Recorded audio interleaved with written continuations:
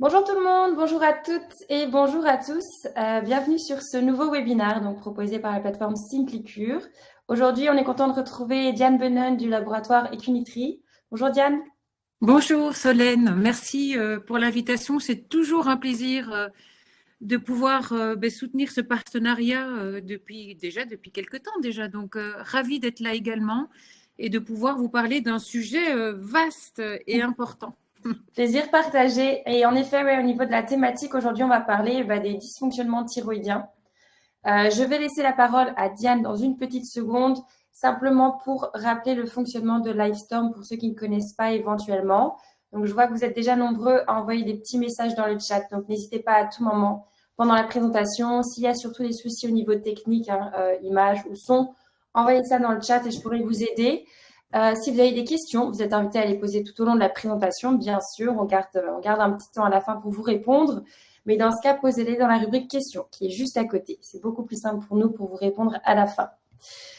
Je vais pouvoir te laisser la parole, Diane, te lancer dans la présentation qui est très riche et très complète. Donc, je reviens sur la fin. Super, merci Solène.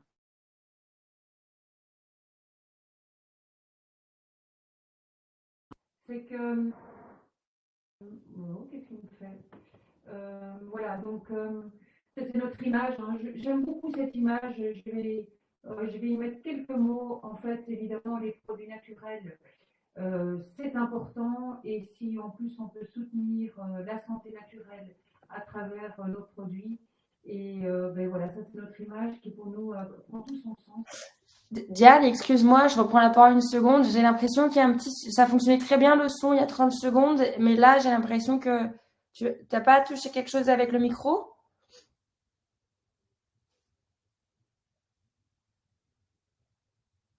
Tu nous entends? Enfin, tu m'entends?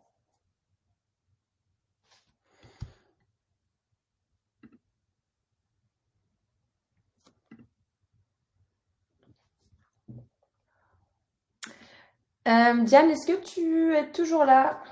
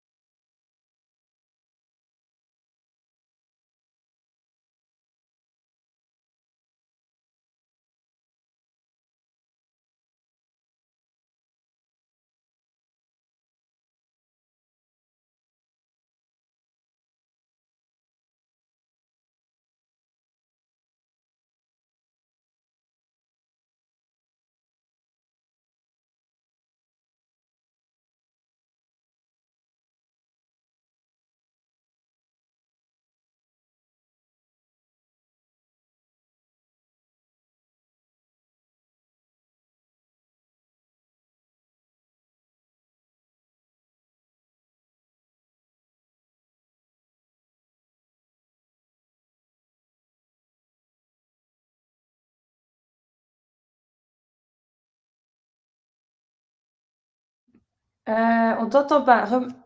Ton micro est activé ou pas là?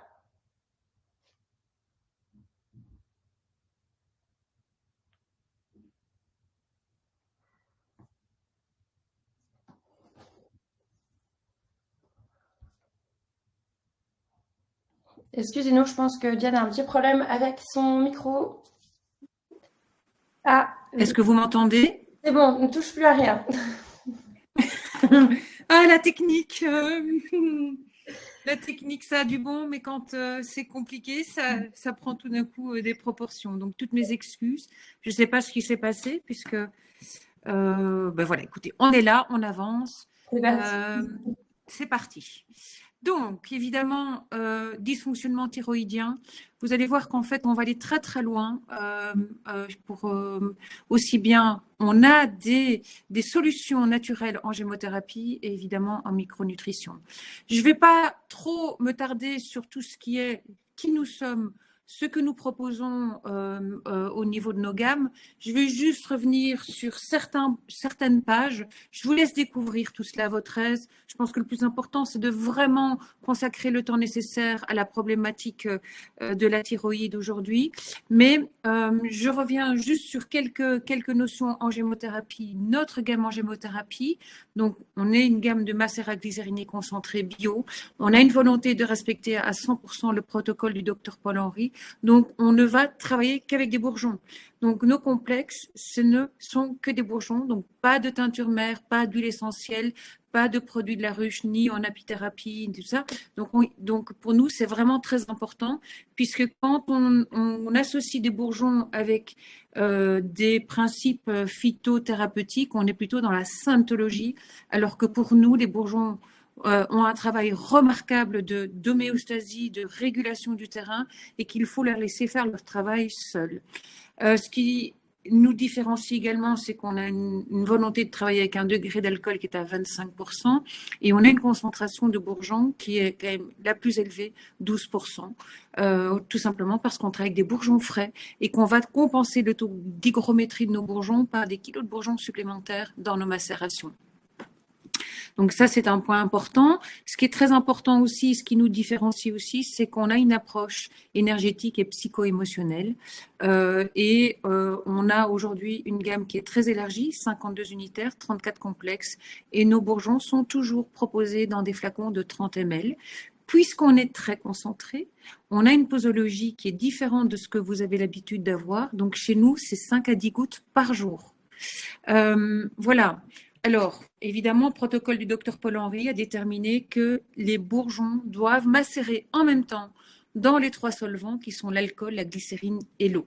Et donc, j'insiste aussi sur la notion de ce n'est pas le degré d'alcool qui détermine la concentration, le terme concentré, c'est bien les bourgeons qui macèrent dans les 3 solvants en même temps. Alors aussi, très important, c'est cette similitude entre les cellules souches humaines et les cellules souches végétales. Et grâce à cette similitude, évidemment, les cellules souches végétales, qui sont nos bourgeons, vont rentrer totalement en résonance avec les cellules souches humaines. Et donc, elles ont cette capacité de réinformer la cellule, de la resetter quelque part, de la reprogrammer pour qu'elle tende vers son équilibre et vers son homéostasie. C'est vraiment la particularité du bourgeon à son essence en fait. Donc évidemment, on va retrouver les propriétés et les bienfaits des futures parties de plantes matures qui cumulent, et donc on a une cumulation des effets thérapeutiques, mais en plus, avant même que le bourgeon, comme on dit, on débourre, avant même qu'il y ait cette formation de la chlorophylle, on a aussi des concentrations d'éléments actifs qui sont très intéressants, comme les hormones, les phytohormones, les oligo-éléments, les vitamines, les minéraux, qu'on ne retrouvera plus sur les parties de plantes matures. Et ça aussi, c'est très important. Donc, ce qu'il faut retenir de la gémothérapie, c'est une action régulatrice de réinformation, de réparation, de restauration. Et ce n'est pas la quantité qui compte, mais bien la fréquence et la régularité des prises. On a donc évidemment une action psycho-émotionnelle et énergétique. Donc, ça veut dire clairement que ponctuellement, on peut conseiller donc les bourgeons lorsqu'il y a un déséquilibre momentané. Et donc, on va conseiller quelques gouttes, entre 5 à 10 gouttes par jour jusqu'au moment où il y a amélioration et disparition des symptômes. Je vous donne déjà une indication qui est intéressante. Lorsque vous avez une patientèle, un patient, un client qui est en crise, rien ne vous empêche de proposer à ce moment-là 5 gouttes toutes les 10 minutes. Et vous pouvez faire proposer ce conseil jusqu'à amélioration aussi, ou en tout cas plutôt, je dirais plutôt un confort retrouvé. Donc ça, c'est une possibilité. Et puis, évidemment, on peut conseiller aussi les bourgeons à ce moment-là plutôt en traitement de fond, en accompagnement de traitements médico-médicamenteux pour travailler sur pour plutôt soutenir le terrain et retrouver et soutenir les systèmes en fait. Donc là, on est dans un accompagnement plutôt sur une durée plus longue. Toujours appliquer, j'insiste, même avec les bourgeons, appliquer le principe de fenêtre thérapeutique. Voilà, donc Claire, les posologies chez Equinutri, pour un adulte, c'est 5 à 10 gouttes. Pour un enfant, la loi stipule qu'on ne peut conseiller qu'à partir de 3 ans, mais sachez que, évidemment, on peut le conseiller certains bourgeons dès la naissance. Donc, très simple, c'est 1 goutte par année d'âge. Donc, clairement, de 0 à 1 an, c'est 1 goutte, de 1 an à 2 ans, c'est 2 gouttes, de 2 ans à 3 gouttes, c'est 3 gouttes, et ainsi de suite, jusqu'à ce qu'on arrive à la posologie d'un adulte. On peut aussi conseiller les bourgeons pour les animaux. 1 à 3 gouttes par 10 kg de poids. Si c'est compliqué de leur faire prendre ces gouttes, eh bien, rien ne vous empêche aussi de mettre quelques gouttes à ce moment-là dans la paume et de caresser votre animal qui se lèche de toute façon. Et donc, il prendra ce dont il a besoin. Et puis, au niveau psycho-émotionnel et énergétique, je préfère travailler plutôt sur 1 goutte par jour. On est dans la subtilité. Donc, c'est 1 goutte par jour plutôt que 3 et de travailler plutôt sur du long terme, entre 3 à 6 mois. Laissez faire ce travail de décodage émotionnel, psycho-émotionnel au niveau de la mémoire cellulaire. Donc, très important, évidemment, c'est une thérapie qui est douce, qui peut être, comme je vous l'ai dit, conseillée dès le plus jeune âge. La gémothérapie, en général, est dépourvue de toxicité. Il y a très peu d'interactions ou d'effets indésirables, mais il y a quand même un principe de bon sens à observer. Donc, évidemment, on ne va pas conseiller des bourgeons hormonodépendants qui ont une information hormonale, lorsque vous avez eu un cancer hormonodépendant, soit chez la personne ou s'il y a eu des antécédents. On ne va pas les conseiller non plus avant la puberté, pendant la période de grossesse et d'allaitement. Et il y a aussi une mesure de prudence à observer puisqu'on a des bourgeons qui sont fluidifiants sanguins, qui ont l'information anticoagulante et donc il y a une mesure de prudence à observer lorsque vous avez une patientèle qui prend déjà des anticoagulants, des fluidifiants sanguins. Voilà, donc je vous laisse découvrir après notre éthique de fabrication, notre éthique aussi de cueillette, donc à travers la charte de cueilleurs française. Je vous laisse découvrir ces slides. Pour moi, ce n'est pas important de les aborder ici. Vous pourrez les lire très attentivement chez vous à la maison. Voilà. Ce qui me paraît important aussi de préciser, c'est que Equinutri, en fait, est un laboratoire qui existe depuis 30 ans et qui, depuis 30 ans, fabrique ces gélules sans dioxyde de titane, sans dioxyde de silicium et sans stéarate de magnésium. Notre excipient principal est le lithotham, qui a un effet potentialisateur, qui apporte aussi des minéraux et des oligo-éléments intéressants pour l'organisme. Alors, notre concept aujourd'hui est unique. C'est que, évidemment, comme on a une expertise en gémothérapie et une expertise en nutri, on a développé un concept qui est un conseil, c'est l'association de conseils avec la gémo et la nutri pour un effet global, holistique, pour apporter des résultats optimalisés, pour vraiment répondre aussi à la biologie et pour atteindre une rééquilibration globale des fonctions et des métabolismes.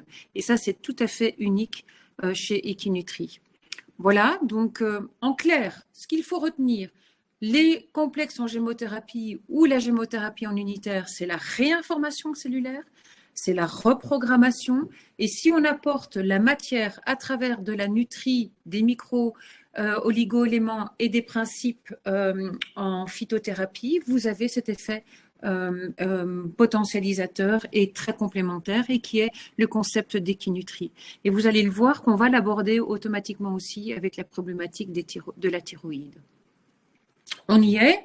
Le système thyroïdien, je pense qu'il est important aussi d'introduire ce métabolisme-là.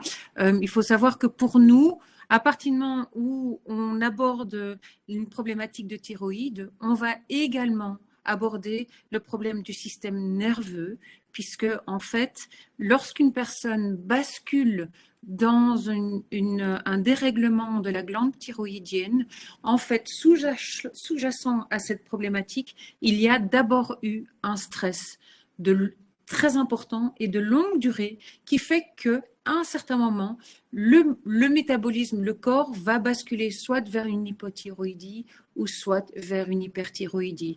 Donc, sous-jacent à la problématique de thyroïde, il y a d'abord un problème de stress qui est à prendre aussi en considération. Donc, parlons d'abord de la glande thyroïdienne. On sait que c'est une petite glande qui est toute petite, qui est à peine palpable, et pourtant c'est une glande endocrine également, et qui pourtant a une fonction essentielle dans notre organisme, puisqu'il va déterminer l'équilibre de l'organisme dans son ensemble et qu'il intervient aussi dans un équilibre hormonal important, et ce à tout âge. J'insiste sur le dernier point de ce slide parce que vous allez voir qu'évidemment, tout ce qui est en rapport avec la sensibilité, l'expression de soi, l'adaptation aux événements de la vie, c'est en rapport aussi avec la thyroïde. Et donc, on a un bourgeon qui permet aussi d'accompagner la personne qui est face à une problématique d'adaptation, d'expression de ses émotions, de cette sensibilité. On y reviendra, mais je vous le donne déjà en primeur, c'est la viorne. Voilà, une image, elle exprime bien tout ce que je viens de vous dire.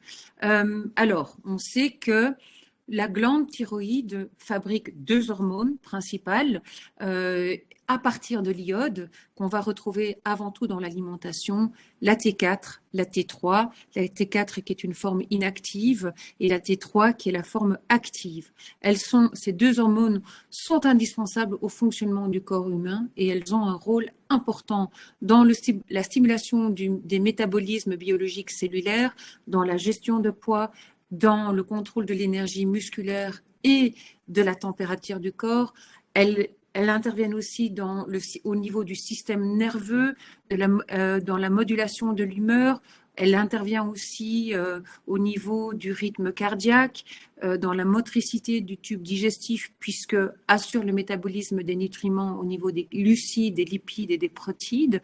Et c'est important aussi de le savoir, c'est qu'évidemment, chez l'enfant, la glande thyroïde participe à la croissance et au développement du corps et de l'esprit chez les enfants. Une image qui parle d'elle-même, évidemment, et qui est un bon résumé de ce que je viens de vous dire. Voilà, donc c'est une glande endocrine, et donc évidemment, on va également aborder tous les bourgeons du système endocrinien parce qu'on peut aussi travailler sur le système endocrinien rien qu'avec des bourgeons.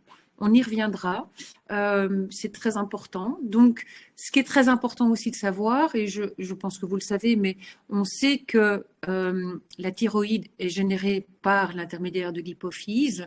Donc, c'est l'hypophyse qui va produire une hormone qui est la TSH et qui elle-même, l'hypophyse est elle-même régulée par l'hypothalamus à travers la synthèse de la TRH. Et donc, une information qui est très importante, la sécrétion des hormones thyroïdiennes est régulée donc par la TRH et la TSH par rétrocontrôle. En clair, lorsqu'il y a une hypothyroïdie, le taux de TSH va plutôt s'effondrer pour stopper la production des T3 et T4, alors que en cas d'hypothyroïdie ou de paresse thyroïdienne, on a un taux de TSH qui va s'élever, qui va augmenter pour justement tenter de stimuler notre métabolisme. Donc, la régulation se fait par cet axe diencéphale thyroïdien. En image, vous avez ici clairement ce qui se passe en cas d'hypo- et d'hyperthyroïdie. Je trouve que cette image est très claire. Elle permet d'avoir en un seul slide le fonctionnement en cas d'hypo ou d'hyperthyroïdie débutant ou avérée, franche. Donc, gardez bien cette image en tête, elle est très très claire. Alors, quelles sont les causes de ces dysfonctionnements? Eh bien, elles sont multiples en fait. Il y a évidemment une problématique de perturbateurs endocriniens et aujourd'hui, on est face à une problématique majeure avec le plastique, avec l'environnement direct. On a aussi une problématique de réaction inflammatoire et je ne sais pas si vous le savez, mais en tout cas, je le détermine également, c'est que une problématique de dysfonctionnement thyroïdien peut venir aussi au détour d'une grossesse et aussi suite Lorsqu'il y a aussi une carence en iode pendant la grossesse et les 3 premières années de la vie de l'enfant, qui peut à un certain moment générer des problèmes et des altérations plus ou moins graves et plus ou moins irréversibles. Donc, vous voyez que ça se passe déjà au moment de la grossesse et au moment des 3 premières années de la vie. On peut déjà parler, on parle de cette fameuse problématique épigénétique. Alors évidemment, il y a aussi la prise de certains médicaments ou de traitements à base de lithium, d'interférons et d'autres molécules qui vont jouer un rôle important sur le dysfonctionnement de la thyroïde. L'apport pauvre en iode, en vitamines et en minéraux sont aussi une cause importante des dysfonctionnements. Et on sait aujourd'hui aussi qu'une femme qui est ménopausée a tendance à tendre vers une hypothyroïdie. Alors, troubles thyroïdiens, on peut les différencier. On parle d'hypothyroïdie frustre ou avérée. On va aussi aborder la problématique de l'hyperthyroïdie et évidemment aussi les problématiques de maladies auto-immunes. Vous allez voir qu'avec des bourgeons, on peut aussi travailler sur le terrain et essayer de réguler l'information des maladies auto-immunes, qui est une information déséquilibrée en fait du système immunitaire. Alors, avant d'aller plus loin, on va aborder maintenant l'hypothyroïdie en soi. Donc, ce qu'il faut retenir, c'est que c'est avant tout une carence en iode pendant la grossesse et les 3 premiers mois de la vie de l'enfant que ça peut provoquer évidemment des dysfonctionnements directement ou plus tard. Alors, l'hormone thyroïdienne est aussi l'hormone de l'expression de notre sensibilité, de notre ressenti. Je vous ai dit qu'on allait y revenir, mais c'est une information qui est aussi intéressante à aborder dans la problématique et les déséquilibres thyroïdiens. Et donc, petit rappel aussi, la maturation de la thyroïde se fait entre 18 mois et 7 ans. J'aime beaucoup cette image parce que la maturation se fait. Il y a des maturations à différents niveaux métaboliques qui se font dès les premières années de vie de l'humain. Donc voilà, entre autres la thyroïde, entre autres le système immunitaire, entre autres le système sexuel. Donc vous voyez que c'est aussi quelque chose qui est très important à prendre en considération dans votre approche. Alors, l'hypothyroïdie, c'est une problématique qui est la plus fréquente. Le risque augmente avec l'âge et c'est surtout les femmes qui sont impactées par ce déséquilibre. On parle aussi de thyroïdie frustre ou de paresse thyroïdienne. Elle est également très fréquente aussi, c'est 1 personne sur 100 et elle est liée à un problème de production de TSH. On a tous les symptômes de l'hypothyroïdie, mais sans que pour autant on a le métabolisme, sans qu'il y ait ce basculement du métabolisme. Et donc, dernière petite chose, c'est que 50% des personnes qui sont touchées par l'hypothyroïdie sont en fait vont basculer vers une problématique de thyroïdite de Hashimoto.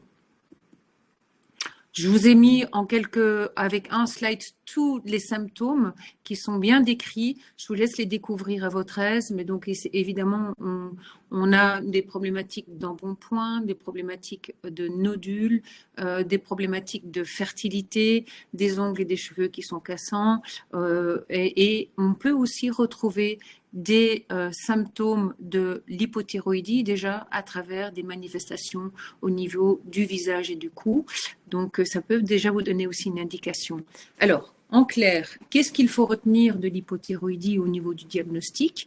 Eh bien, lorsque la TSH est inférieure à 2,5 micro-unités internationales par litre de sang, eh bien à ce moment-là, vous êtes sûr que vous êtes dans un fonctionnement optimal de la thyroïde. Lorsqu'on a un TSH qui est supérieur à 4 MU MUI international par litre de sang, on peut déjà diagnostiquer une hypothyroïdie frustre et au-delà de 10 MU international par litre de sang, on est dans une hypothyroïdie avérée. Donc voilà, c'est aussi une information qui peut être intéressante à prendre en considération. Alors, il y a des inflammations de la thyroïde, de la glande thyroïdienne qui peut se manifester. Elle est soit silencieuse, elle est soit subaiguë, elle est soit iatrogène, donc liée à des prises de médicaments. Excusez-moi, on est là. Là, c'était l'hypothyroïdie, je vais un peu trop vite. Et maintenant, on aborde la problématique de l'hyperthyroïdie. Donc, c'est une inflammation de la thyroïdite, de la thyroïde, pardon. Donc, on le surnomme la thyroïdite, qui peut être silencieuse, subaiguë ou iatrogénèse, donc liée à une prise de médicaments très spécifique. L'hyperthyroïdie est soit aussi liée à une tumeur bénigne ou kystique de la thyroïde, voire une tumeur de l'hypophyse, l'information aussi d'un goitre nodulaire actif, et puis vous avez la maladie de Besedow, qui est cette fameuse maladie auto-immune liée à l'hyperthyroïdie. Alors, je vous ai mis aussi en un slide les signes de l'hyperthyroïdie. Donc, sensation de chaleur, palpitations, tremblements, irritabilité, insomnie, sensation de soif qui est importante et constante. Une baisse donc une perte de poids importante aussi qui est constatée sans nécessairement une altération de l'appétit, que du contraire. Voilà, donc, et puis on a aussi ces yeux qui sont protubérants, ce qu'on appelle aussi l'exophthalmie. Ce petit slide qui vous permet de résumer quels sont les symptômes de l'hypothyroïdie et de l'hyperthyroïdie, assez intéressant. Alors, on y va, on rentre dans le vif du sujet. Comment on peut accompagner notre patientèle, nos patients à travers la Gémo et la Nutri lorsqu'on est face à une hyperthyroïdie. Alors, qui dit donc thyroïde dit l'axe endocrinien. Vous allez voir qu'on a des bourgeons qui peuvent travailler sur ces différents axes. Et puis, on a des bourgeons qu'on peut conseiller en hyperthyroïdie. Et puis aussi, j'ai un protocole à vous proposer lorsqu'on est face à une problématique de maladie auto-immune. Donc, thyroïde, système endocrinien, eh bien, on a des bourgeons qui peuvent travailler sur l'axe hypothalamus-hypophyse thyroïdien. Donc voilà, je vous les ai mis tous en un seul slide, puisque chaque axe a son bourgeon régulateur. Eh bien, figurez-vous que le premier, c'est le figuier. Le figuier a un rôle de régulation de l'hypothalamus. On sait que le figuier a un axe principal qui est le stress digestif, mais c'est aussi le bourgeon des rythmes jour-nuit, rythme hormonal et rythme circadien. Alors que, donc ça c'est une première chose, et puis si on veut plutôt travailler sur une régulation de l'hypophyse, eh bien nous avons le bouleau. Le bouleau est très intéressant, il remet la personne dans son axe hypophyse-hypothalamus avec une régulation plus spécifique au niveau hypophysaire. C'est le bourgeon qui va aussi permettre de remettre les personnes dans sa verticalité. Et puis, on a à ce moment-là aussi l'axe hypophyso-sturnalien. On a le cassis, qu'on connaît bien évidemment, mais on a également le prunellier. On est le seul labo à proposer un bourgeon qui est assez extraordinaire, qui est le prunellier. Et puis, alors, on a l'aviorne qui va vraiment jouer un rôle sur la régulation de la thyroïde, aussi bien en hypo qu'en hyper. Et puis, si vous voulez plutôt travailler sur les axes hypophyso-gonatiques, eh bien, framboisier, pommier, chêne ou séquoia. Et puis, l'axe hypophyso-pancréatique, vous avez le noyer. Voilà, donc ça, c'est déjà des indications qui peuvent être intéressantes à développer et à apporter dans votre conseil. Je les ai un peu plus détaillés. Donc le figuier, comme je vous ai dit, c'est un grand régulateur du système nerveux psychique et physique. C'est lui qui va relancer tous les rythmes. Voilà, c'est aussi lui qui va amener de la sérénité, qui va amener de nouveau du calme, le calme intérieur, et qui va permettre aussi de prendre du recul et de relativiser. C'est le bourgeon qui va permettre de retrouver la maîtrise de sa vie. Donc, pour ça qu'il intervient aussi au niveau de l'hypothalamus. Le bouleau, le bourgeon de bouleau, on le connaît, axe majeur de détoxination profonde, c'est le premier remède de terrain, bien évidemment. Il va drainer les déchets métaboliques et le terrain acide. C'est le bourgeon qui va réguler l'hypophyse et qui va relancer tous les métabolismes.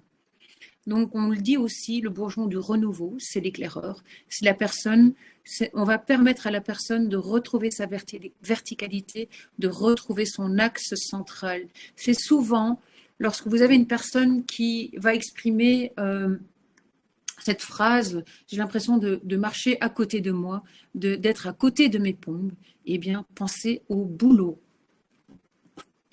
Alors, après, donc, l'axe hypothalamus-hypophysaire, on a l'axe surrénalien avec le cassis, qui est un tonique surrénalien intéressant. On le connaît, cortisone-like, anti-inflammatoire, antidouleur. Voilà, il est indiqué en cas d'épuisement physique, mental, en cas de fatigue chronique.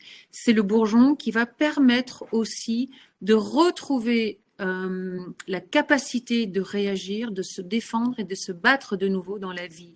Voilà, c'est le bourgeon qui va permettre aussi à la personne de nouveau de faire face aux situations. Alors, on a le prunellier, hein, donc toujours dans l'axe surrénalien, c'est un bourgeon vraiment extraordinaire qu'on a lancé l'année passée. C'est le bourgeon à large spectre. C'est un des seuls bourgeons aujourd'hui qui a une allégation de santé spécifique à la fois sur la vitalité et sur le système immunitaire. Donc, c'est le bourgeon de la convalescence, c'est le bourgeon qui va aussi renforcer le système immunitaire, c'est le bourgeon qui est aussi un adaptogène comme le cassis et qui va intervenir aussi au niveau des surrénales. Donc, c'est aussi le bourgeon qui va permettre au niveau plutôt psycho-émotionnel de retrouver la confiance en soi, de regagner force de vie physique et psychique. Voilà, donc ça c'est, on passe au suivant. Le fameux bourgeon régulateur de la thyroïde, eh bien c'est la viorne en fait. On le connaît, bronchodilatateur, il est un calmant neurovégétatif pulmonaire par excellence, mais il a aussi un axe très intéressant sur l'axe diencéphalo-thyroïdien. Sachez que je l'ai mis sur le prunellier, a aussi une action sur l'axe diencéphalo-thyroïdien. Et donc, le bourgeon, c'est le rééquilibrant thyroïdien sur le plan émotionnel. Vous vous rappelez, je vous avais dit tout au début que la glande thyroïdienne est aussi en rapport avec notre sensibilité, avec notre capacité à pouvoir exprimer nos émotions et notre sensibilité. Et donc souvent, on constate que les personnes qui ont une problématique de thyroïde, ce sont des personnes qui ont aussi des difficultés à s'exprimer, à extérioriser cette sensibilité et ces émotions. Eh bien, la viorne peut aussi jouer un rôle à ce niveau-là. Donc, c'est aide à l'expression, à exprimer, à montrer ses émotions sans nécessairement être envahi par ces émotions. Ce sont les personnes qui ont tendance à exprimer ces émotions par le physique, physiquement ou alors par de l'hypersensibilité qui n'arrivent pas à canaliser leurs émotions. Et la viorne intervient à ce niveau-là et donc, de ce fait, joue un rôle aussi sur la régulation de la glande thyroïdienne. En résumé, hypothalamus, pensez, si vous voulez travailler sur cette régulation, sur cet axe-là, pensez au figuier. Si vous voulez travailler plutôt sur l'axe hypophysaire, pensez au bouleau. Et si vous voulez travailler sur les axes sous-jacents à l'hypophyse, eh bien, vous avez les différents bourgeons que j'ai déjà cités et que vous retrouvez sur ce slide. Alors, mais regardez, un exemple très intéressant, Lorsque vous voulez travailler sur l'axe des surrénales, pensez pourquoi pas figuier, bouleau, cassis, prunelier, par exemple. C'est un protocole possible.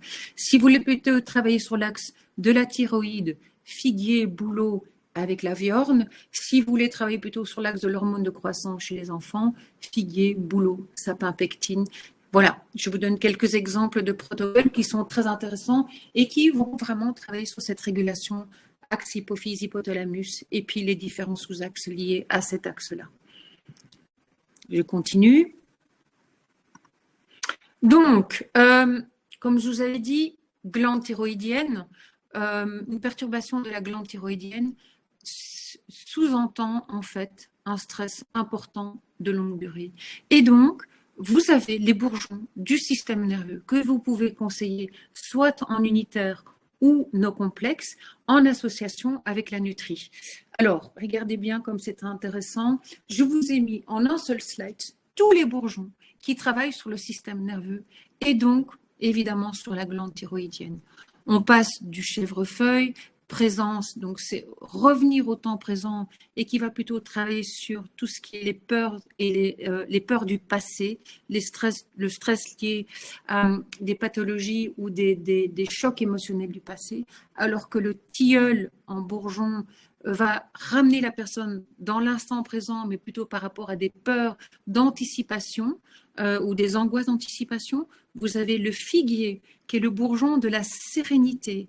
Vous aviez le rosier sauvage, on le connaît sur le système immunitaire, mais sachez que c'est aussi le bourgeon qui va aider les personnes qui passent d'une hypersensibilité positive, négative, qui sont toujours dans ces fluctuations émotionnelles. Eh bien, le rosier sauvage est intéressant pour ces personnes qui sont tout le temps, qui passent de la joie aux pleurs, d'une forme de les manico-dépressifs, par exemple, peut être très, très intéressant avec le rosier sauvage. On a le bouleau, c'est l'éclaireur, donc c'est la clarté d'esprit, ramener de la clarté dans ses idées et dans ses pensées. On a le romarin aussi, on le connaît, cholagogue, cholérétique, a une action intéressante au niveau hépatique. Eh bien, c'est le bourgeon de la persévérance. Je vais aller jusqu'au bout des choses. Voilà, l'aubépine, au niveau du système nerveux, va jouer plutôt sur les aspects plutôt de peur, panique. C'est le bourgeon aussi de la protection. Lorsque vous avez une personne qui ne se sent pas du tout protégée dans la vie, ou protégée par rapport à une situation, ou protégée par une personne, pensez à l'aubépine. C'est le bourgeon de la protection. Alors, à côté de ça, vous avez le noisetier qu'on connaît, antiscléreux, mais c'est le bourgeon qui va permettre aussi de ramener du calme, du repos. Voilà, donc intéressant également, le saule. Alors le saule, c'est le bourgeon là où vous n'arrivez pas à stabiliser un système nerveux, un stress avec le chèvrefeuille, le tilleul ou le figuier, vous pouvez penser à ce moment-là au saule. C'est le bourgeon des tocs, des hystéries, des agitations extrêmes. C'est le bourgeon aussi de la noirceur de l'âme. Voilà, donc c'est une indication intéressante. Vous avez le frêne en gémothérapie, qui va plutôt travailler sur les névroses obsessionnelles. Et l'orme, c'est le bourgeon du lâcher-prise. Voilà, vous voyez qu'en fait, lorsque vous travaillez sur le psycho-émotionnel avec les bourgeons, vous pouvez vraiment aller très très loin aussi. Et si vous conseillez un bourgeon plutôt sur le côté métabolique, vous savez qu'automatiquement, vous prenez également le côté émotionnel, le côté psycho-émotionnel et le côté énergétique avec. Je vais vous donner une petite indication. Parfois, dans la pratique, on hésite entre deux bourgeons, parce qu'évidemment, ils travaillent sur un axe bien précis. Eh bien, faites lire le côté plutôt émotionnel, le côté psycho-émotionnel des bourgeons pour lesquels vous avez deux hésitations, et votre patient va se retrouver plus dans un état psycho-émotionnel d'un bourgeon plutôt que l'autre. Eh bien, ce sera déjà aussi une indication intéressante pour savoir vers quel bourgeon il faut aller ou quel bourgeon il faut conseiller. Alors, chez nous, on a évidemment aussi des complexes. on travaille sur la problématique de sommeil. On a aussi le complexe détente qui va plutôt s'attrayer sur le stress, un stress de longue durée aussi ou un stress passager mais qu'on n'arrive pas à gérer. On a le sérénité. Vous voyez, on retrouve l'orme. Eh bien, c'est le complexe du lâcher-prise. Et bien évidemment, on a aussi développé un complexe qui s'appelle détente enfant pour aider les enfants qui sont dans cette hyperactivité, hyperkinésie. On a mis la viorne, donc la viorne qui va plutôt aider les enfants à pouvoir exprimer leurs émotions, à exprimer leur hypersensibilité, plutôt que de les garder pour soi ou de les exprimer à travers des réactions excessives. On a aussi digestion. Figuier, aulne, saule, c'est le bourgeon, c'est un complexe intéressant pour tout ce qui est le stress digestif. Et puis, quand on parle du système nerveux, il faut aussi évidemment soutenir la vitalité, puisque souvent les personnes qui sont sous stress de longue période, de longue durée, ont déjà en fait une vitalité qui est fragilisée. On a le numéro 11, vitalité, ou le numéro 29, récupération physique, qui peut être aussi intéressant. Bien, donc on sait qu'évidemment, lorsque on a différentes phases dans le système nerveux, lorsqu'on est face à un stress, avec évidemment les fluctuations des paramètres qui nous déterminent dans quel état se trouve votre patientèle. On est soit dans une phase d'alarme, phase de résistance avec une sérotonine qui monte en flèche, et puis à un certain moment, lorsqu'on est face à un épuisement, on a évidemment les paramètres qui évoluent, et donc c'est aussi intéressant de prendre ces paramètres en considération et de voir où on en est. Où en est la personne qui est en face de vous, votre patientèle, par rapport à ce système nerveux, par rapport à ce stress? Est-ce qu'il est géré? Est-ce qu'il est dans une phase de résistance ou est-ce qu'il est déjà dans une phase d'épuisement? Tout ça, ce sont des choses qui permettent de voir un petit peu jusqu'où on peut aussi conseiller la gémo et la nutri. Alors, on a un complexe. En nutri, on a abordé la gémothérapie au niveau du système nerveux. On va aborder maintenant le système nerveux au niveau de la nutrition. Eh bien, on a un complexe qu'on appelle le Magic 33. On n'arrive pas à lui donner un autre nom que celui-ci en interne. C'est le numéro 33, complexe magnésium, coenzyme Q10, B6, L-taurine. C'est un complexe qui est très, très intéressant lorsque vous êtes face à une personne qui est dans une forme de fatigue, d'épuisement physique et mental. Donc, il va à la fois relancer et contribuer à l'équilibre nerveux général, mais aussi cellulaire et au niveau aussi physique, en fait. Et puis, il a aussi un axe antioxydant qui est aussi intéressant.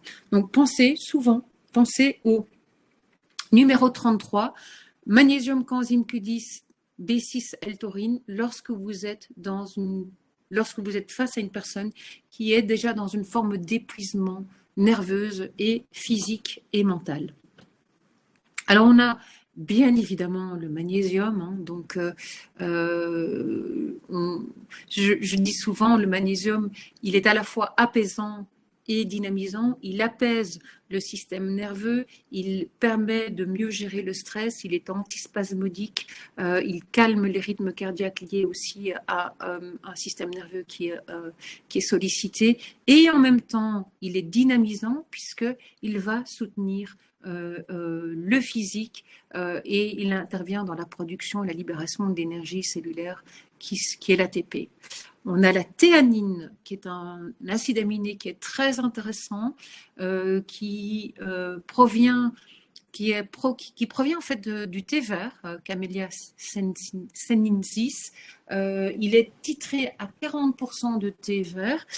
C'est un produit qui n'est pas bon marché, mais qui est très très intéressant, puisque en fait, il va générer les ondes alpha au niveau du cerveau, donc permet de prendre du recul, de diminuer le stress mental, d'aller vers un apaisement, une relaxation, et de contribuer aussi évidemment à un sommeil plus profond et réparateur.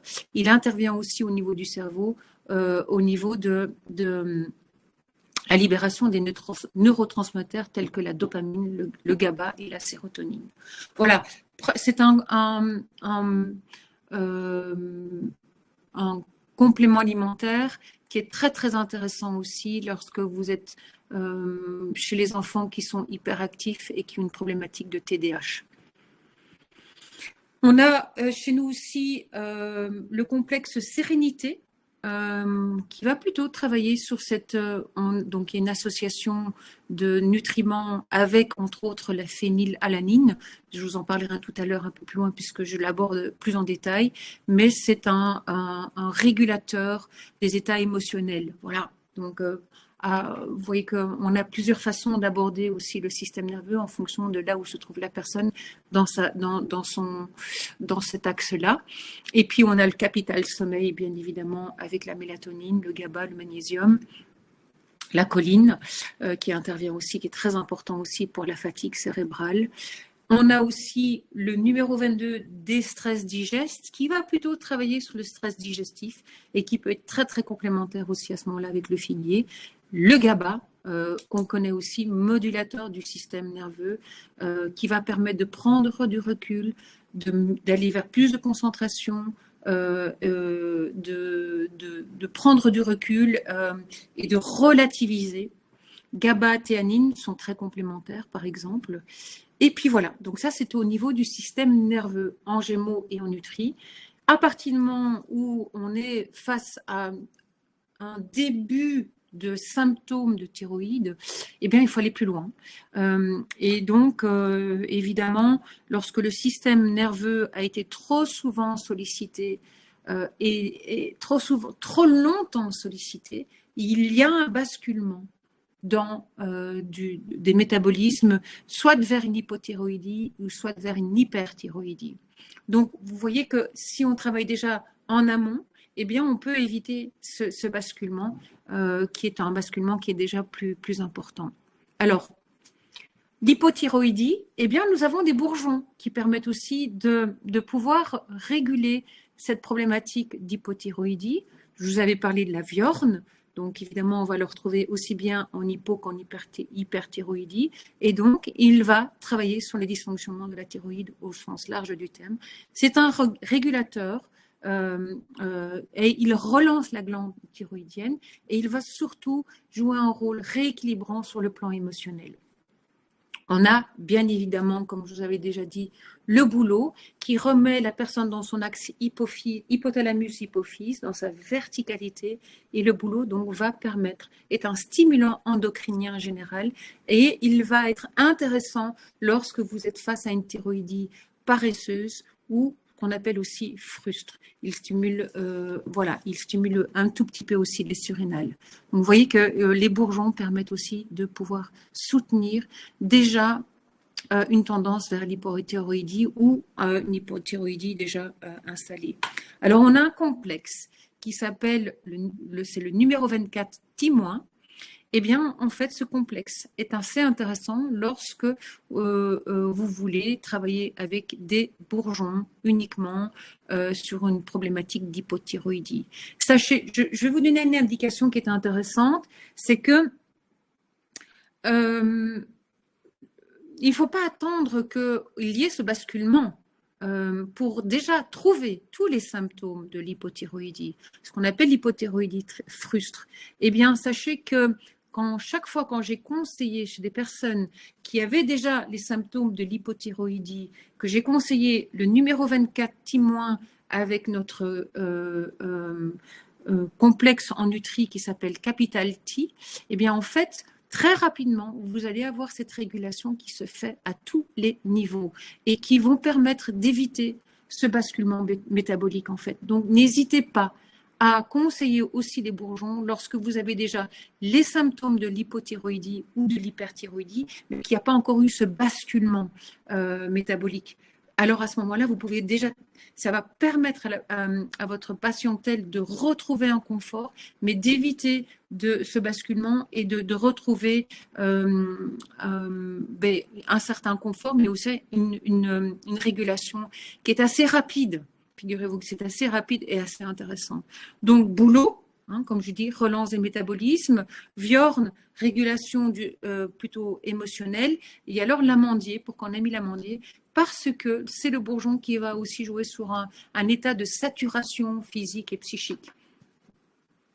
Voilà, alors, évidemment, hypothyroïdie en phyto, on connaît l'ashwagandha, qui est un stimulant endocrinien intéressant, qui va aussi jouer un rôle sur les fonctions normales de la glande thyroïdienne. Il soutient, c'est une plante qui est intéressante, plante ayurvédique, qui va soutenir en cas d'hypothyroïdie, en cas de dysfonctionnement de la thyroïde, en déclenchant une production insuffisante des hormones thyroïdiennes qui sont les T3 et les T4. C'est un tonifiant du système nerveux. Il est riche en composants stéroïdiens, donc il va aussi augmenter la résistance physique au stress. Il va améliorer aussi la capacité sportive. Il est aussi un tonique sexuel intéressant. Alors, intéressant aussi à savoir, c'est que il y a des études qui ont été menées sur l'apport de zinc et de sélénium. Ce sont des nutriments qui sont essentiels dans le fonctionnement de la glande thyroïdienne, puisque une étude a montré, vous verrez la page au slide suivant, qu'une carence en zinc peut mener à un déficit d'activité de la thyroïde.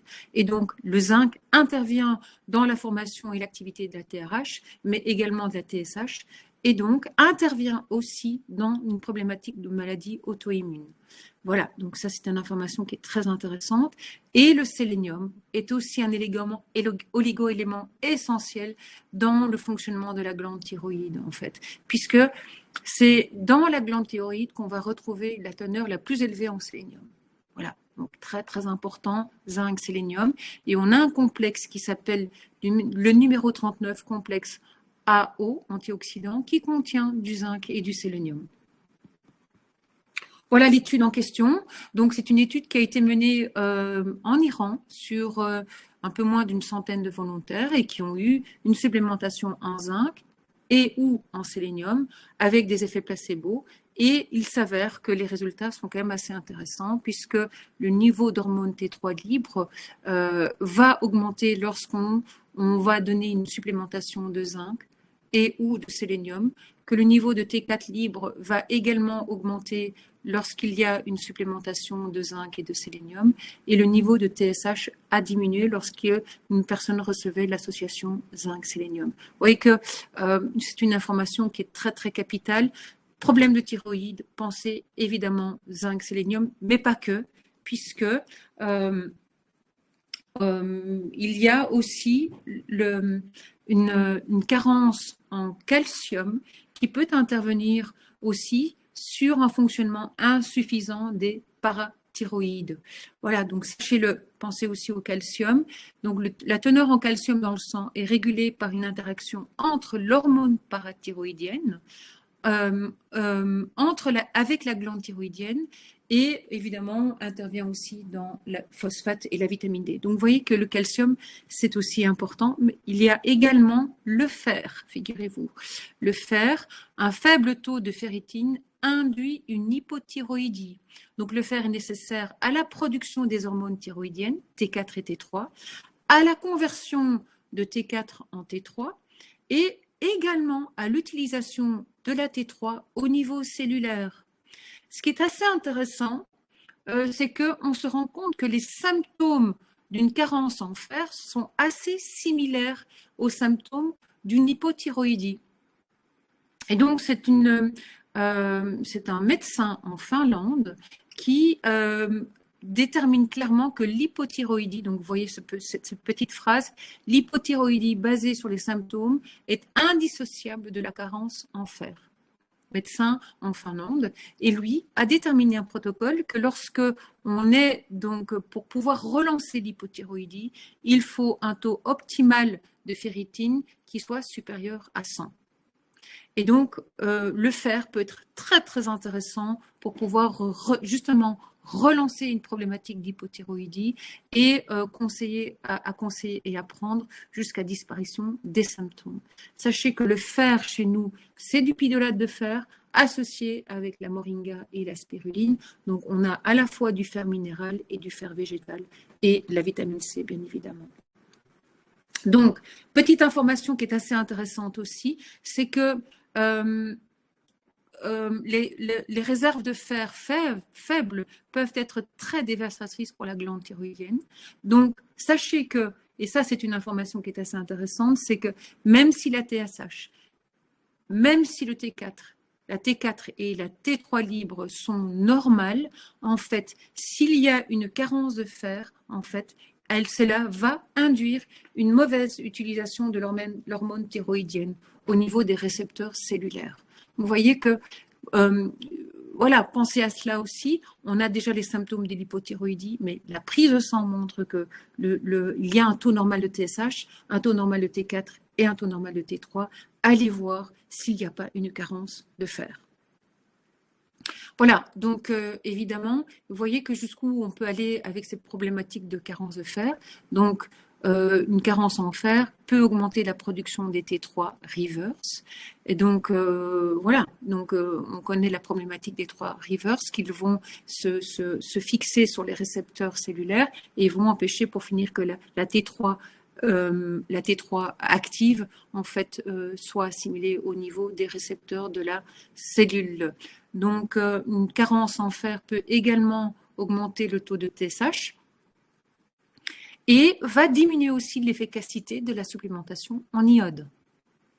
Voilà. Donc, vous voyez que c'est assez intéressant.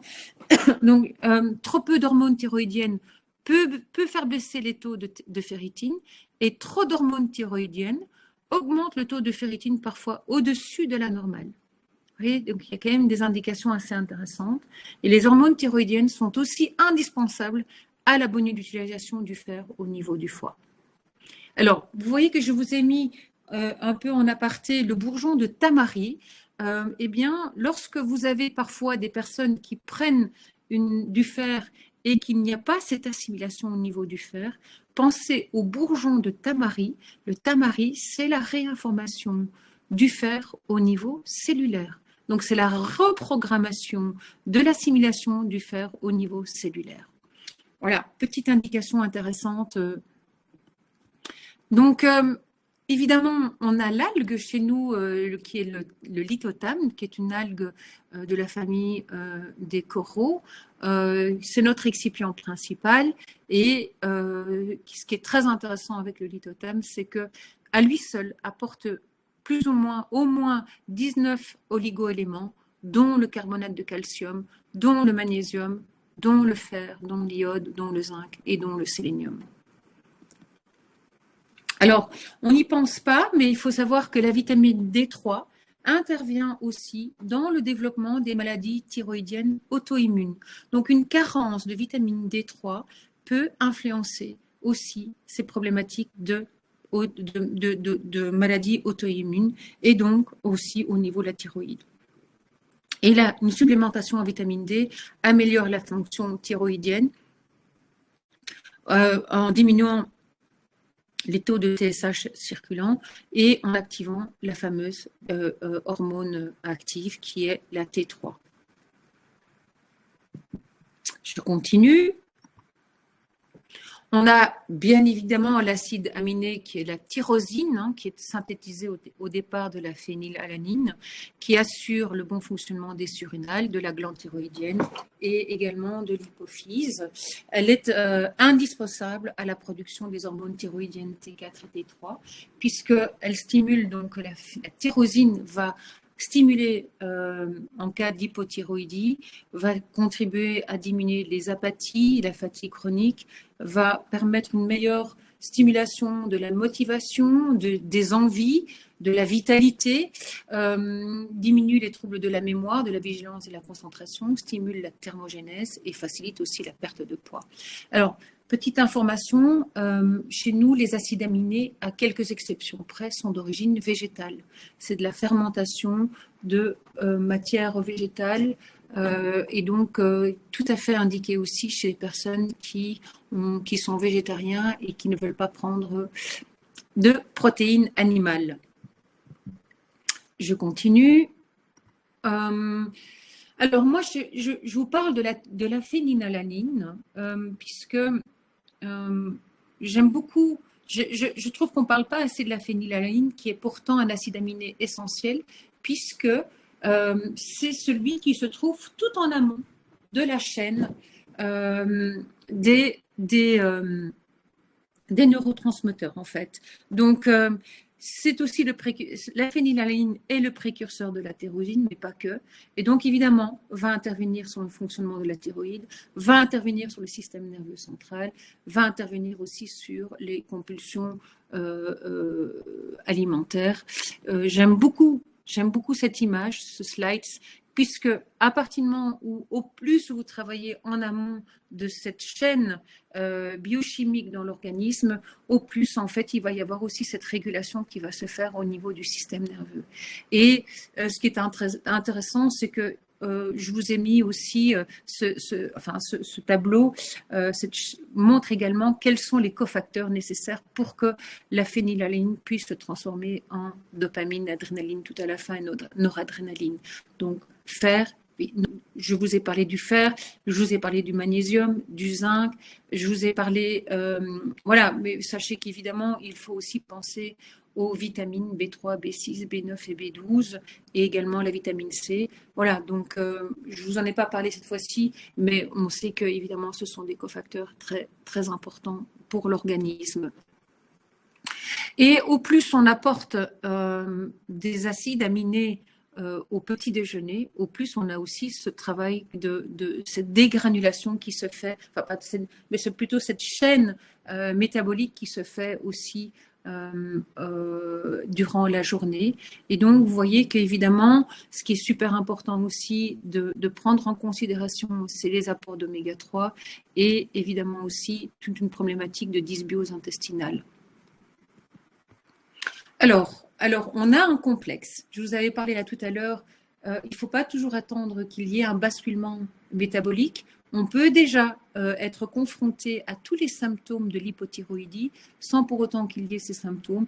Eh bien, l'association, le T- associé avec en Nutri le numéro 24 capital T, vous avez en fait une possibilité d'aller vers une rééquilibration du métabolisme thyroïdien et de soutenir de nouveau la glande thyroïdienne et les sérénales et de faire diminuer très très rapidement tous les symptômes. Je l'ai déjà testé à plusieurs reprises chez plusieurs personnes et avec quand même un résultat qui est très rapide et durable et avec un confort de vie retrouvé. On a fini l'hypothyroïdie, on va parler de l'hyperthyroïdie et on a aussi des bourgeons qui sont très très intéressants qui vont aider à pouvoir réguler cette problématique d'hypothyroïdie.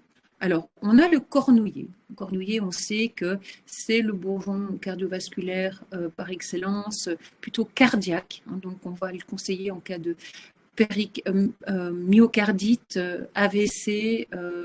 Voilà, c'est le bourgeon qui va aussi réparer le myocarde, mais il est aussi intéressant en cas de goitre thyroïdien, en cas de maladie de baisse d'eau, et où il va aider les personnes qui ont le cœur qui saigne suite à des déceptions. Donc, vous voyez qu'on peut aussi jouer là-dessus, évidemment. Alors, on a le rosier sauvage, qui est un régulateur de la glande thyroïdienne.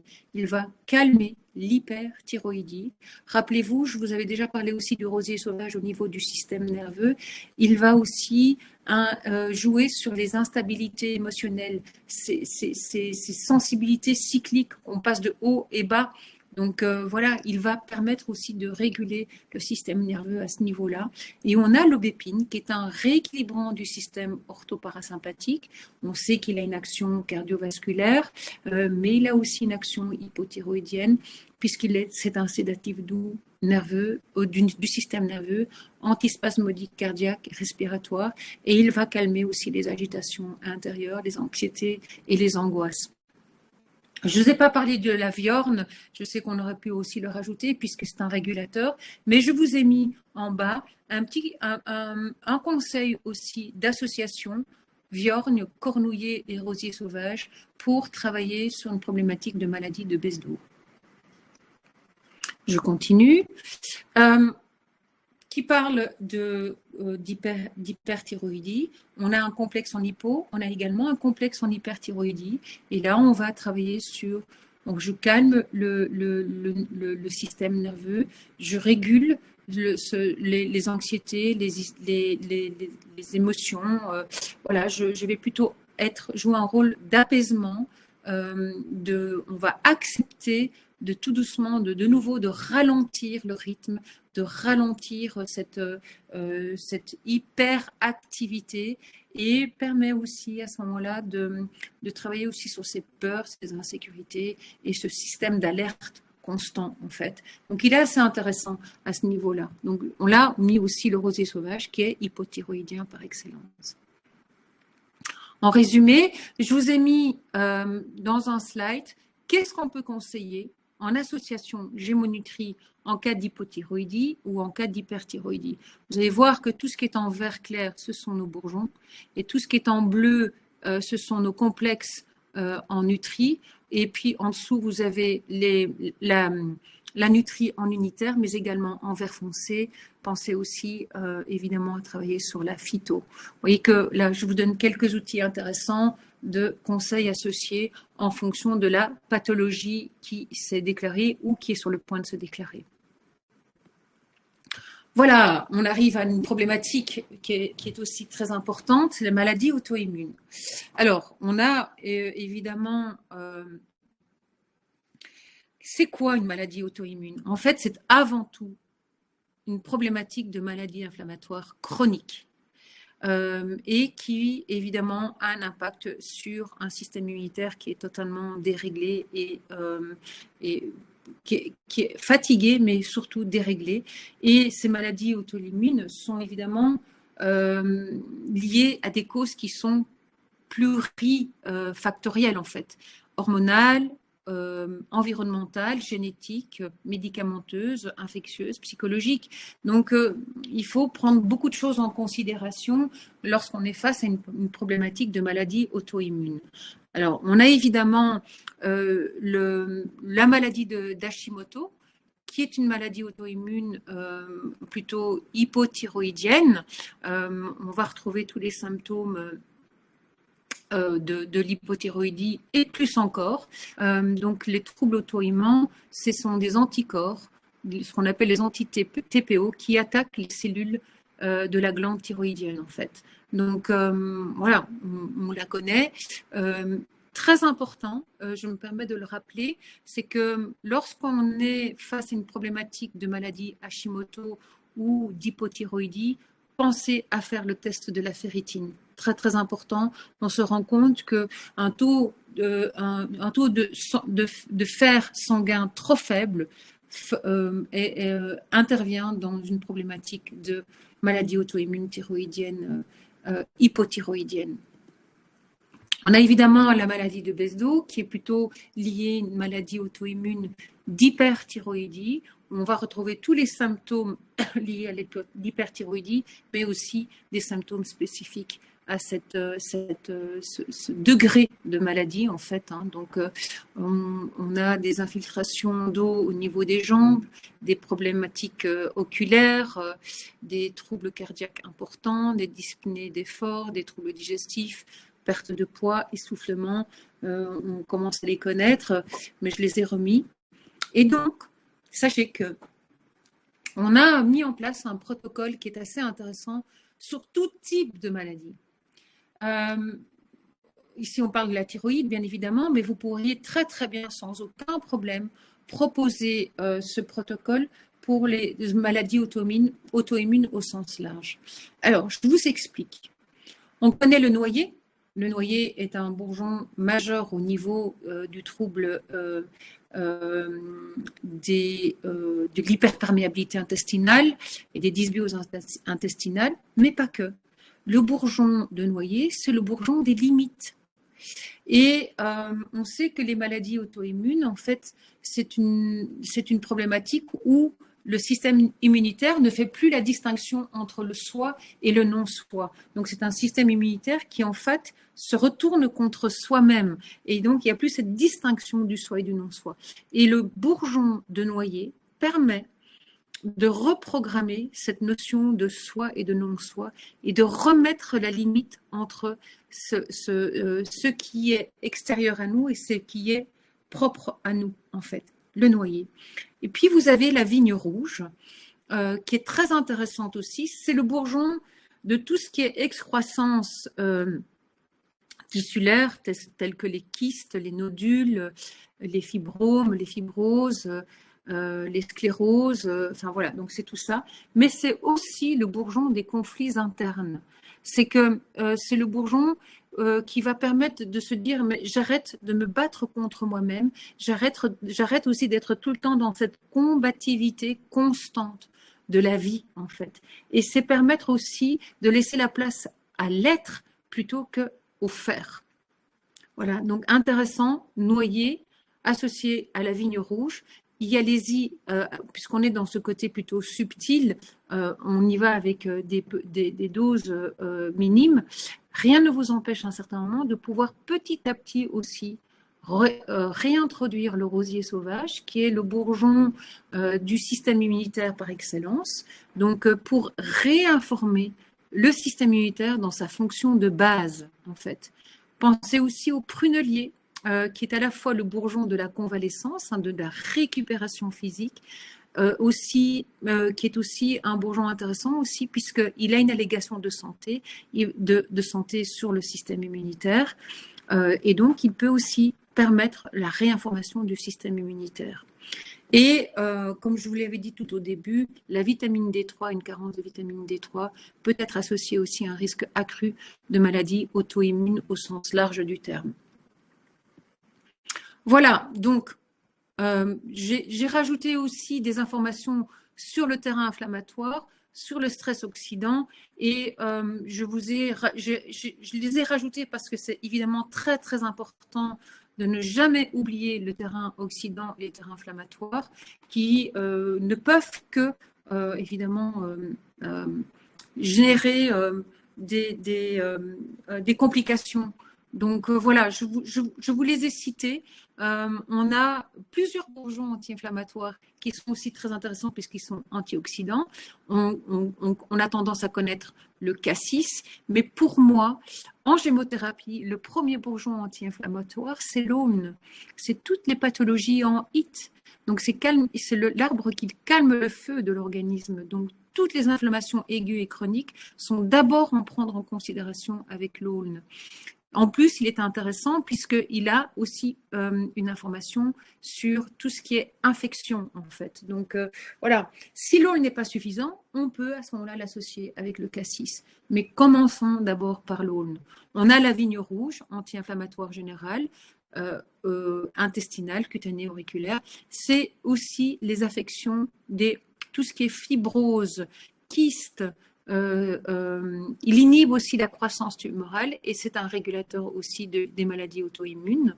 On a la ronce qui est intéressante aussi, plutôt qui va jouer sur l'oxygénation tissulaire et cellulaire, qui est très intéressante aussi. Et puis bien sûr, on a le cassis, comme je l'ai dit, le prunelier, qui a aussi une action anti-inflammatoire intéressante. Et on a nous l'oublions pas, le romarin, avec cette action hépatoprotecteur et tonifiante du système nerveux et physique. Voilà, donc je vous ai mis les bourgeons anti-inflammatoires intéressants qu'on peut conseiller, et pas toujours le cassis en fait. S'il y a un axe aussi par exemple, je vais donner un exemple très concret, s'il y a un axe de difficulté à récupérer physiquement, après, par exemple, une pathologie cardiaque, après une pathologie immunitaire, pensez plutôt au prunelier. Voilà. S'il y a aussi une problématique hépatique, pensez plutôt à ce moment-là au romarin. Il ne faut pas toujours mettre le cassis à toutes les sauces, c'est ce que je dis souvent. Voilà. Donc, on sait que l'inflammation chronique est la cause d'un terrain dégénératif sous-jacent. Alors, regardez, je vous ai mis ici aussi la différence entre l'aulne et le cassis. L'aulne étant le premier anti-inflammatoire, c'est le grand remède des inflammations aiguës et chroniques. Pour nous, le cassis est le deuxième bourgeon anti-inflammatoire qui a une action cortisone-like. Donc, l'aulne va aussi jouer un rôle sur la circulation. Le cassis est plutôt anti-édémateux. Ils sont tous les deux antioxydants, mais il y a aussi une action anti-infectieuse chez l'aulne que vous ne retrouvez pas chez le cassis. Et si vous hésitez entre l'aulne ou le cassis, pensez à ce moment-là à envisager plutôt le côté psycho-émotionnel. Et là, à ce moment-là, vous allez aussi prendre cet aspect plutôt subtil selon ce que vit la personne qui est en face de vous. Alors, en association, Gémeaux Nutri, eh bien, on a le premier anti-inflammatoire en Nutri qui sont les oméga 3.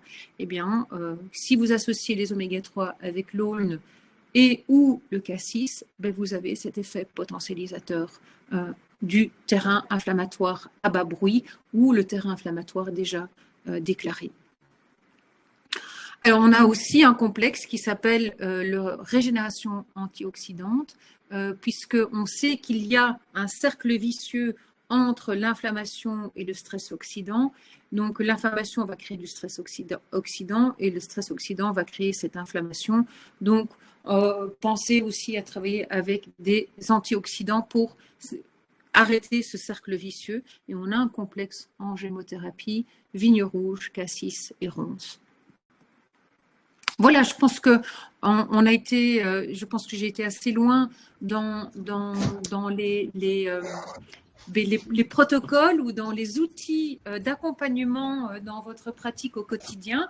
J'espère que ça vous a donné des éclaircissements, des pistes d'accompagnement auprès de votre patientèle.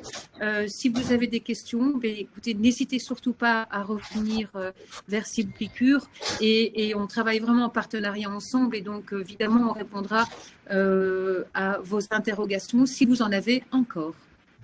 Merci Diane, merci pour la présentation, très très riche et très complet. J'ai vu pas mal de questions passer. Déjà, tu peux aller regarder dans la rubrique questions pour regarder un peu les questions qui sont passées. J'ai vu pas mal de choses concernant la présentation et le replay.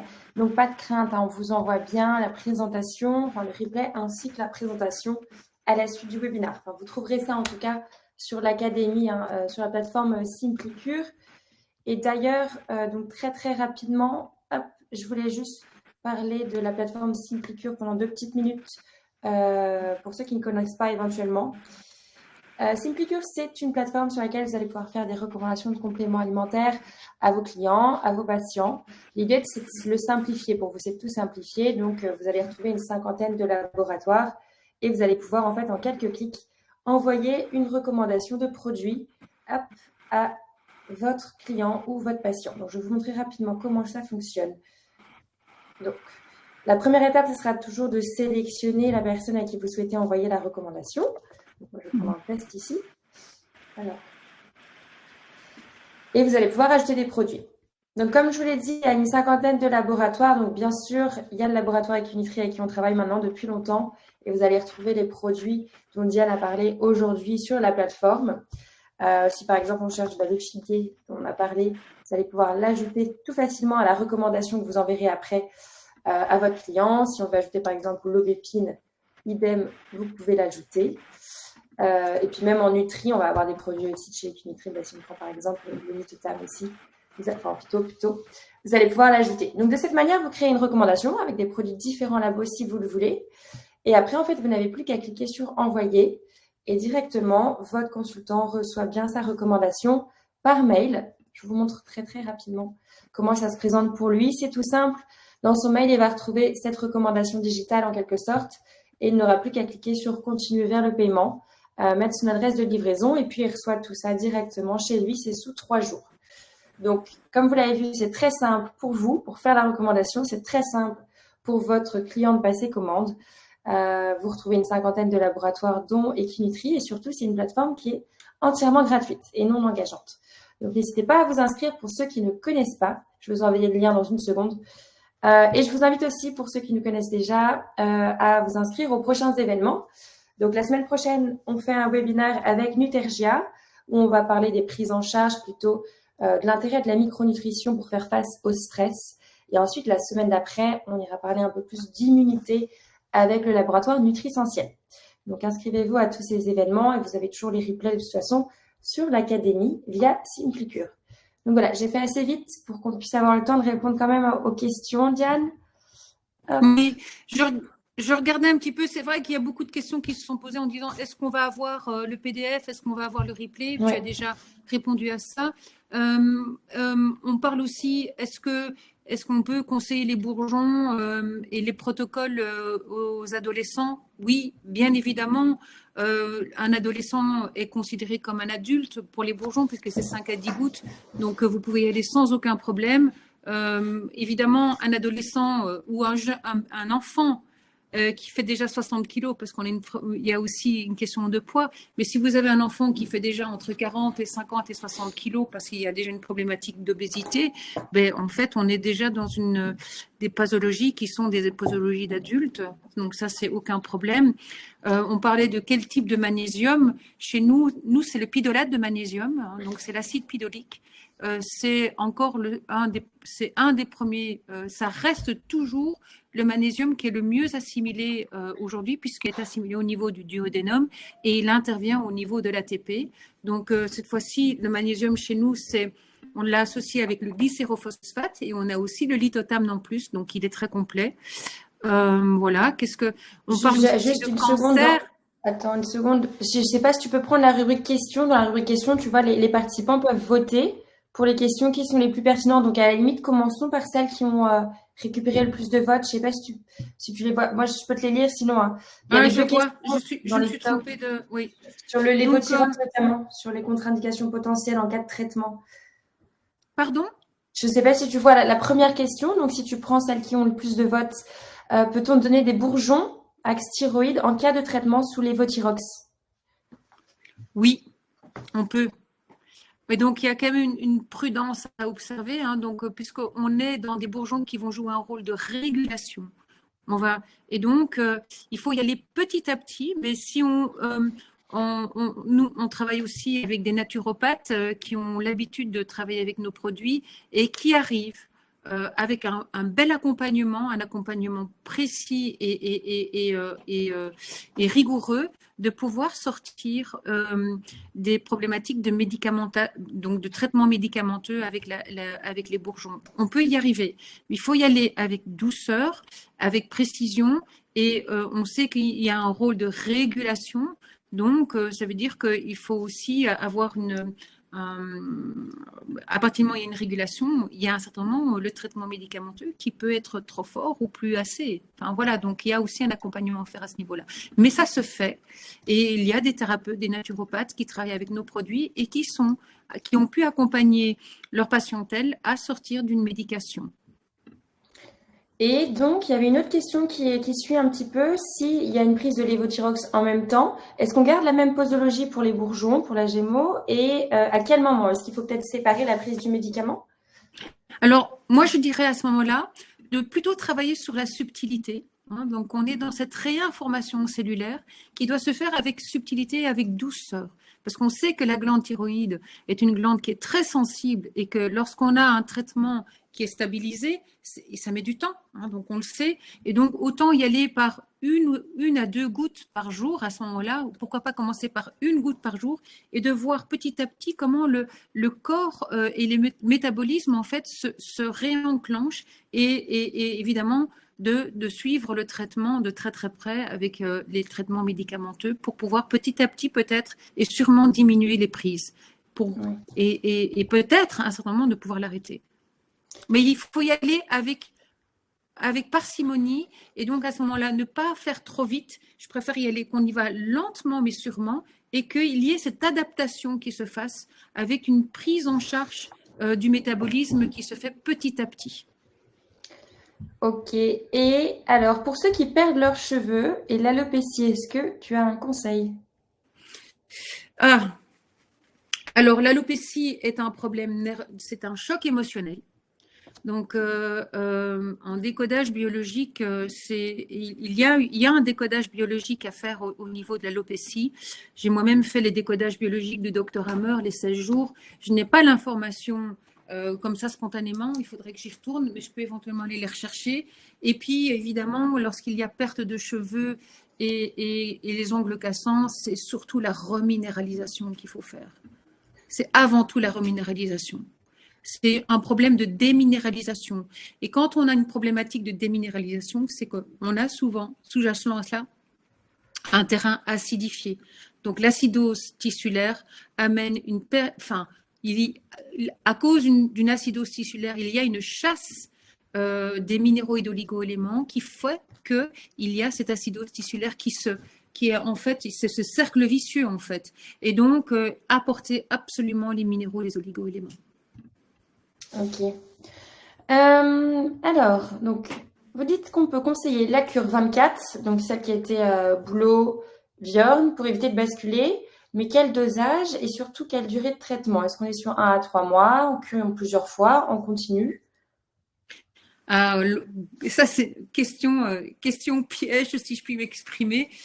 Oui et non, mais ça dépend de là où se trouve votre personne, en fait, de là où se trouve la patient ou le patient. Si c'est tout juste déclaré, on peut à ce moment-là très vite avoir des résultats intéressants et positifs avec, si c'est déjà une pathologie qui est déjà installée depuis bien plus longtemps, il faudra un accompagnement qui sera plus long. Voilà. Et puis, si vous voulez y aller à petite dose, commencez par 5 gouttes par jour pour aller tout doucement vers 10 gouttes. Donc, tout ça fait partie de votre anamnèse, ça fait partie de votre accompagnement. Ça dépend de là où se trouve la personne, ça dépend de ce qu'elle vit aussi. Donc, voilà, ça, c'est tout un accompagnement. Moi, je vous donne des outils, je vous donne des outils d'accompagnement, des outils de réflexion, et puis après, c'est à vous de tester les bourgeons. Ce qui est sûr, et ce qui est sûr, c'est que vous ne ferez pas, on n'est pas dans un apport de principe actif, on n'est pas dans un apport il n'y a pas de contre-indication. Donc, vous y allez vers une réinformation cellulaire et on ne fait pas de tort, en fait. Donc, sachez-le. Donc, il n'y a pas de contre-indication, il n'y a pas nécessairement des précautions d'emploi. Il y a du bon sens à observer. Et si on veut y aller lentement mais sûrement, eh bien, commençons par quelques gouttes par jour et voir un petit peu comment le corps, comment les métabolismes réagissent et comment, en fait, la personne se sent aussi. Parce que c'est global, en fait. C'est global. Ok. Alors, est-ce qu'on peut guérir de la maladie d'Hashimoto? Le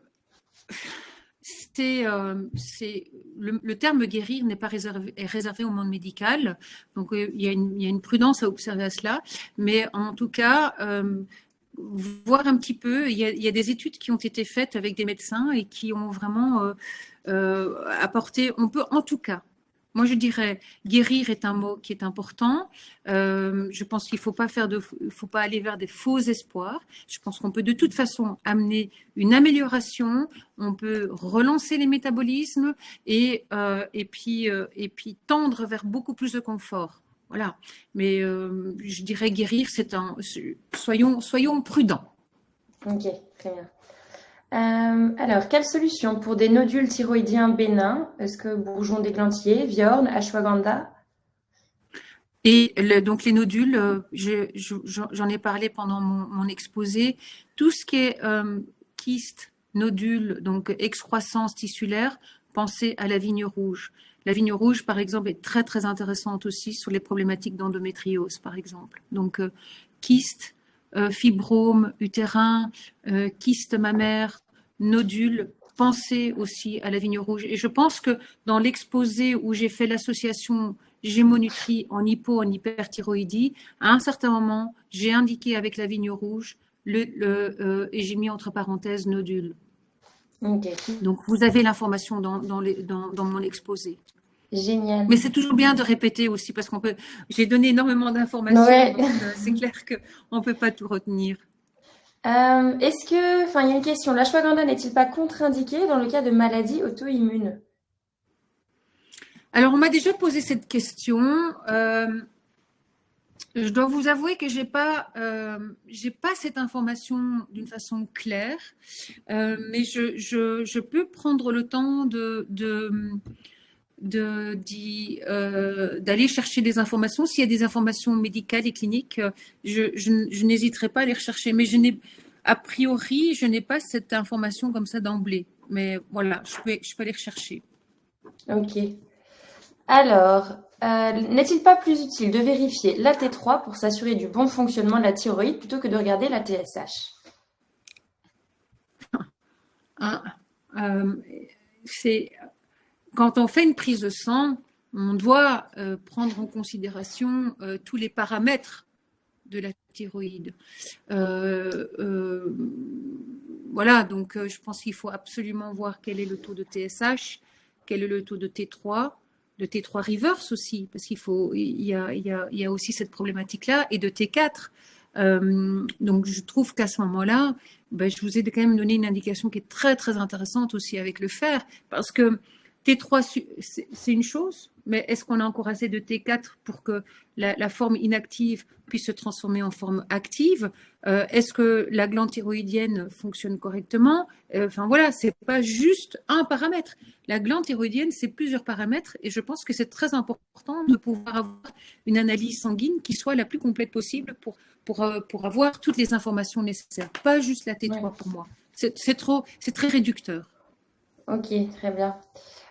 Donc au tout départ, on a parlé de certaines contre-indications possibles avec la GMO. Est-ce que la présence d'alcool ne présente pas de contre-indications pour les bébés, les enfants ou les animaux comme les chats? Non, je vous assure que non. En fait, on parle à 25 degrés d'alcool, c'est le taux le plus faible.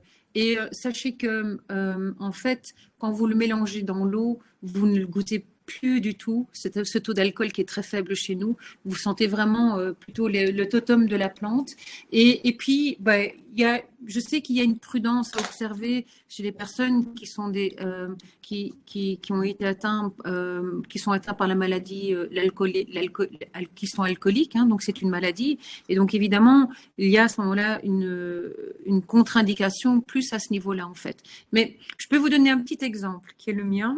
J'ai des animaux. Moi, je soigne mes animaux avec la gémothérapie. Donc, avec les chiens, c'est facile, évidemment. Donc, on met quelques gouttes dans la gamelle d'eau, ils ne sentent pas. Les chats, c'est un peu plus compliqué. Et donc, mes chats, je mets quelques gouttes dans la paume de la main. Et puis, je caresse mon chat et puis, il se lèche. Ou alors, on peut mettre aussi quelques gouttes sur la patte avant, puisque de toute façon, il se lèche, il va toujours nettoyer l'arrière de ses oreilles. Et puis, j'ai une chatte qui prend ses bourgeons tous les matins dans la paume de la main, directement. Je mets quelques gouttes, elle les réclame et elle les prend. Donc, vous voyez que je pense qu'en général, ce que j'ai envie de dire par rapport à ça, c'est que quand on sait que ça nous fait du bien, on les prendra. Quels qu'ils soient. Les enfants, on sent, surtout les enfants et les animaux, ils sentent quand ça leur fait du bien et ils les prennent spontanément et ils vont prendre ce dont ils ont besoin. Ok, donc pas de contre-indication. Non. Bon, après, il y a pas mal de questions à nouveau concernant le lévothyrox, mais ça, on a bien répondu. Les associations de bourgeons, on en a parlé également. Non, mais je pense qu'on a fait un tour un peu des questions, en tout cas, qui revenaient beaucoup. De toute façon, si tu veux, je peux te les envoyer après, voir s'il y a d'autres choses auxquelles tu souhaitais répondre, parce qu'il y en a quand même beaucoup. Et puis, oui. On a un petit peu dépassé. Ben oui, c'est un sujet vaste, donc évidemment c'est difficile. J'ai essayé d'être le plus condensé possible et le plus précis possible en amenant aussi pas mal d'infos, mais c'est vrai que c'était très dense. Hein, donc moi je reste à la disposition de l'équipe Simplicure pour, s'il y a encore des questions, d'y répondre bien évidemment et de pouvoir à ce moment-là appuyer encore quelques informations complémentaires qui n'ont pas été nécessairement abordées pendant cette heure et demie, bientôt. Plus. Et pour rappel, de toute façon, vous aurez les slides et il y avait énormément d'informations sur les slides. Donc, vous aurez tout le temps de revenir sur les informations qui ont été abordées aujourd'hui. Donc, ça, pas de souci aussi. Il y a vraiment beaucoup. Je pense qu'on va essayer de proposer les protocoles aussi dont tu parlais directement sur la plateforme pour que vous puissiez les réutiliser facilement. Mais en tout cas, merci. Merci pour le travail qui a été fait sur la présentation qui était hyper riche. Merci aussi à l'équipe Simplicure qui nous fait confiance aussi dans notre expertise et c'est tellement riche aussi de pouvoir partager à travers votre plateforme tous ces conseils associés et tous ces outils nécessaires dans la pratique au quotidien pour les professionnels de la santé. Donc merci aussi, merci à toi Solène, merci à Simplicure. Mais toujours un plaisir en tout cas. Merci à vous tous d'avoir été si nombreux aujourd'hui. Vous aurez bien le replay et la présentation dans l'après-midi. Et puis, je vous dis la semaine prochaine, du coup, pour un nouveau webinaire. Bon après-midi à tout le monde. Bon après-midi, à bientôt. Au revoir Solène. Au revoir.